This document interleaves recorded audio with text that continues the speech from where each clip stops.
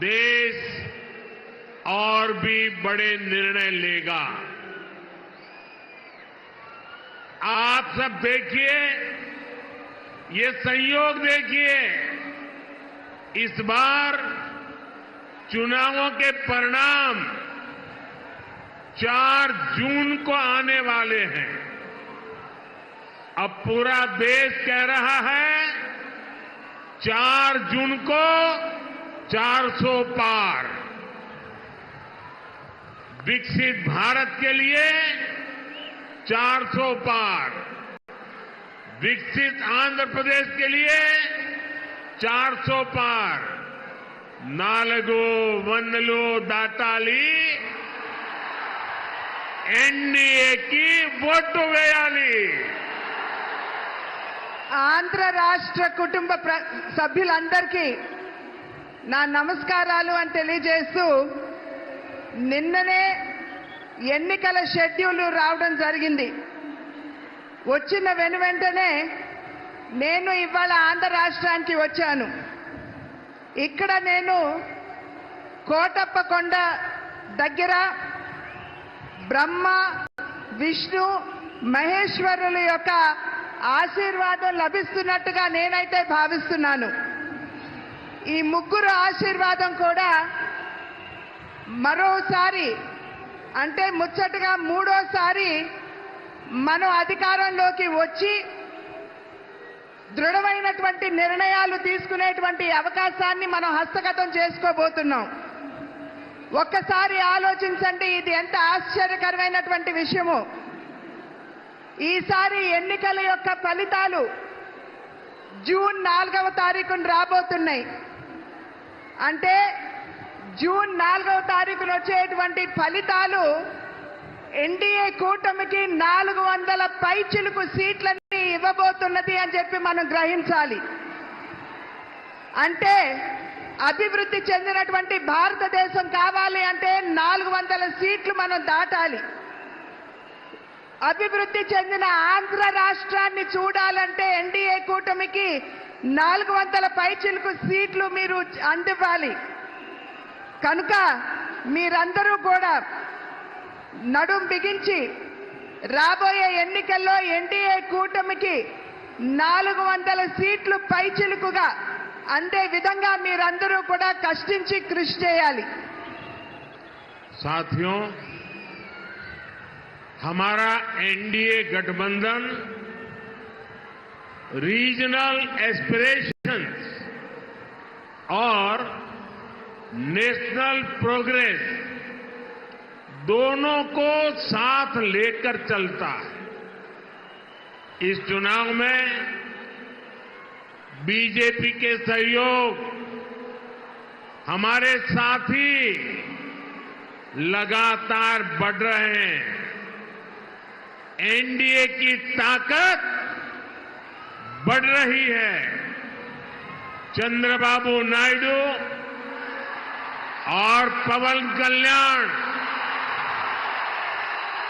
दोनों लंबे समय से आप लोगों के हक के लिए, आंध्र के विकास के लिए दिन रात आपके लिए काम करते रहे हैं। एनडीए का लक्ष्य है विकसित भारत के लिए विकसित आंध्र प्रदेश का निर्माण। आंध्र प्रदेश में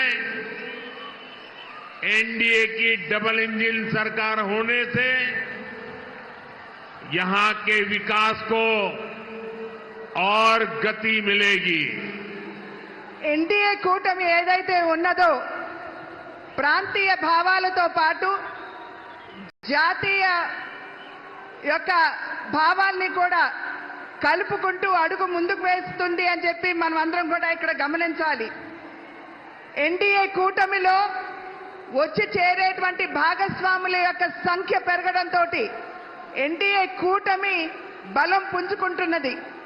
చంద్రబాబు నాయుడు గారు కావచ్చు, అదేవిధంగా పవన్ కళ్యాణ్ గారు కావచ్చు, వారిరువురు కూడా చాలా సమయం, చాలా కాలం పాటు ఆంధ్ర రాష్ట్ర వికాసానికి వారు చేసినటువంటి కృషిని మనం ఖచ్చితంగా దాన్ని గమనించవలసినటువంటి అవసరం ఉన్నది. ఎన్డీఏ కూటమి యొక్క లక్ష్యం ఒక వికసిత భారతదేశం, అంటే అభివృద్ధి చెందినటువంటి భారతదేశం. అభివృద్ధి చెందినటువంటి భారతదేశాన్ని గనక మనం లక్ష్యంగా తీసుకున్నట్లయితే ఆంధ్ర రాష్ట్ర అభివృద్ధి కూడా అంతే మనకి ప్రాముఖ్యం అని చెప్పి మనమందరం కూడా గుర్తించాలి. కనుక ఆంధ్ర రాష్ట్రంలో ఎన్డీఏ డబుల్ ఇంజిన్ ప్రభుత్వం, అంటే కేంద్రంలో ఎన్డీఏ, అదే విధంగా ఆంధ్ర రాష్ట్రంలో కూడా ఎన్డీఏ ప్రభుత్వం ఉండవలసినటువంటి ఆవశ్యకతను గమనించండి. साथियों, केंद्र की एनडीए सरकार गरीब की सेवा करने वाली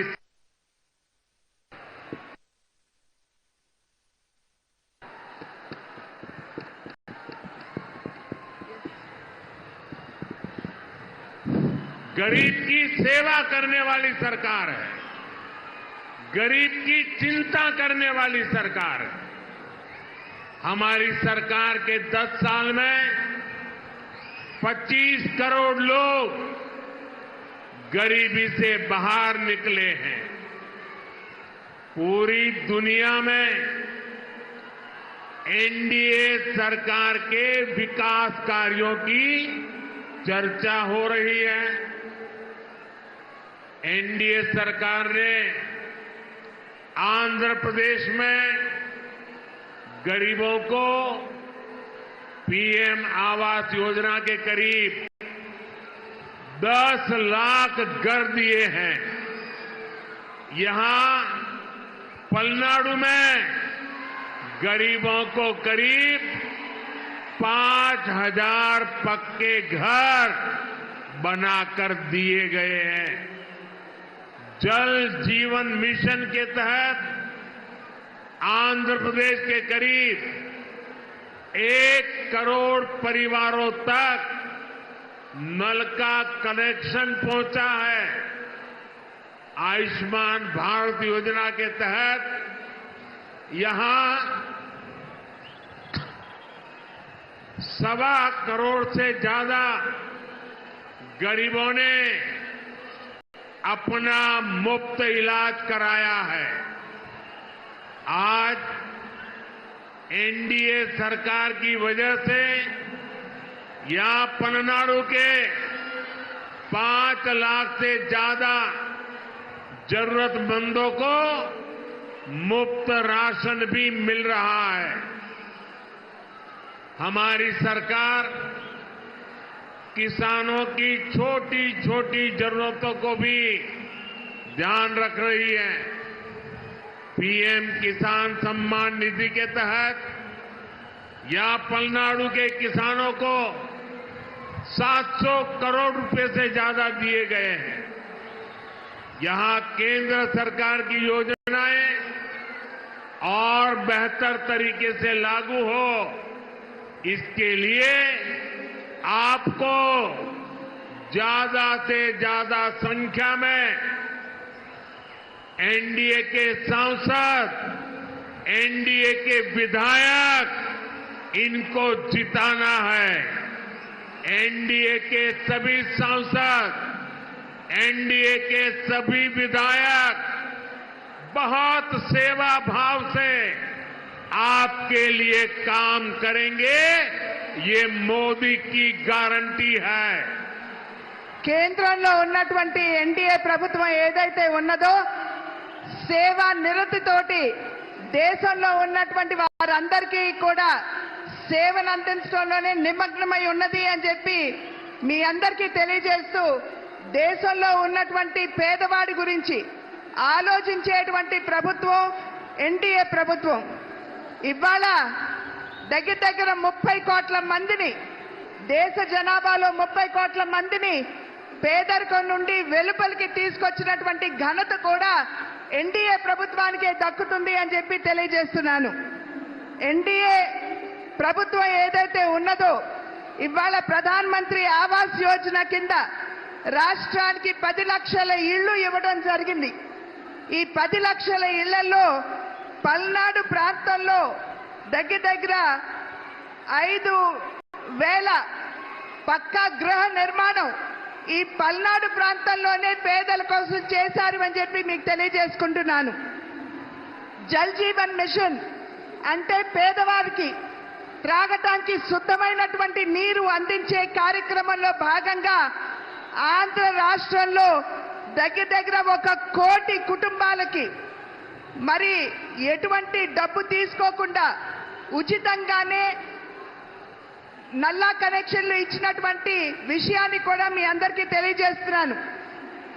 ఆయుష్మాన్ భారత్ అనేటువంటి ఒక బృహత్తరమైనటువంటి కార్యక్రమం పేదల యొక్క ఆరోగ్యాన్ని దృష్టిలో పెట్టుకుని ఆయుష్మాన్ భారత్ కింద దగ్గర 1,25,00,000 మందికి ఇవాళ ఆయుష్మాన్ భవ కింద వారికి ఎటువంటి డబ్బు తీసుకోకుండా ఉచితంగానే వైద్య సౌకర్యాన్ని కేంద్ర ప్రభుత్వం అందిస్తున్నటువంటి విషయాన్ని కూడా మీకు తెలియజేస్తున్నాను.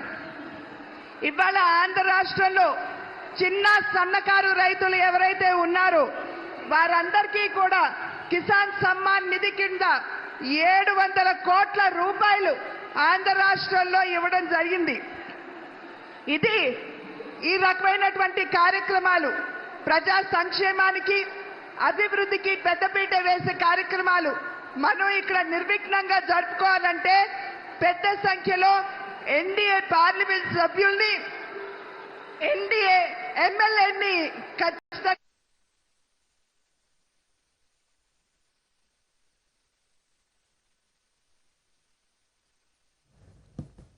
All right, so that's, of course, the live translation of Prime Minister Narendra Modi's address in Palnadu in Andhra Pradesh. Remember, before him was Chandrababu Naidu, TDP chief. Now, TDP, the BJP and Jan Sena in an alliance are going to be contesting the 2024 Lok Sabha elections. And in that sense, the three parties officially kickstarting their 2024 campaign. And the Prime Minister, of course, speaking of the promises that it is making, the alliance is making to the people of Andhra Pradesh, and once again roaring 400 par for Viksit Bharat from battleground Andhra Pradesh. He's spoken of regional aspirations and how they will become a reality soon, and says that the aim of this alliance of the BJP, TDP and the Jan Sena is to ensure Viksit Bharat by 2047. 400 par on the 4th of June is what the Prime Minister says as he addresses the large gathering in Andhra Pradesh. Now remember, this is the first such election campaign that the three parties are staging together in the run-up to the 2024 polls. The three alliance partners, TDP, Jan Sena, BJP, meeting after 10 years, and Narendra Modi and Chandrababu Naidu along with Pawan Kalyan seen on the same election stage after a long time. This particular rally has been named Prajagalam by the alliance. It is aimed at chasing away atrocious politics. So it is about the voice of the people, and that is being spoken of by the Prime Minister from the stage there in Palnadu as he addresses this large gathering. You can see the sea of supporters of the three parties coming together, and the three leaders on one stage, symbolic of the parties of the NDA's unity in the state of Andhra Pradesh. Now, the NDA partners, the three parties, have finalized their seat-sharing formula as well for the Lok Sabha and state polls, following several discussions, marathon discussions that took place at Chandrababu Naidu's residence. Very recently, this was on the 11th of March. The BJP will be contesting 6 Lok Sabha seats and 10 assembly seats. The TDP will fight in 17 parliamentary and 144 state seats. And Pawan Kalyan's Jan Sena will contest 2 Lok Sabha and 21 assembly seats. That's the tie-up that has been finalized, that has been inked by the three parties. And Chandrababu Naidu, in fact, has announced the names of 128 candidates as well for the assembly polls. 16 more are due, and that announcement could come in as well. But here's how the NDA looks in the state of Andhra Pradesh.